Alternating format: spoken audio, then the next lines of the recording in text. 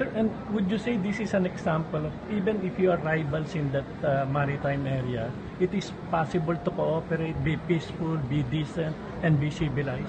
Vietnam is one example. Brunei and Malaysia are other examples too.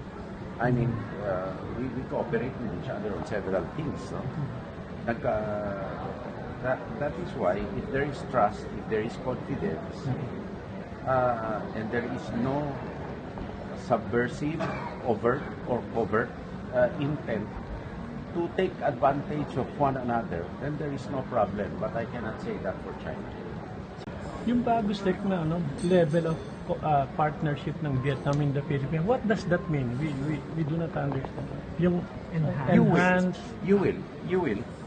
No, enhance means we go to another level where we can exchange information on a deeper level, and we can work on activities which were not done before. So possible ba yung trust even if these are rival countries, no, dalawa? Although yun nga, peaceful If yung... you follow rules, yes. The problem is if there are rivalries that do not, you have rivals who do not follow rules and then try to use their size like China against you. Yun ang mistrust. Kasi hindi na nga sumusunod sa batas, galit pa. Check this manageable manner of addressing the territorial dispute with Vietnam, cooperative and friendly. Is it possible to do this with China? Or you're ruling that out? Well, with what they're showing now, to me, it's not possible.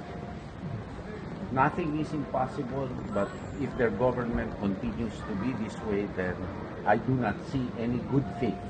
The basis of any manageability or any negotiated settlement is good faith. Is there good faith? That's a question I pose to the Filipino people. I will not answer it. I mean, for me, I know the answer. I've been articulating the answer. I do not want to sound like a broken record.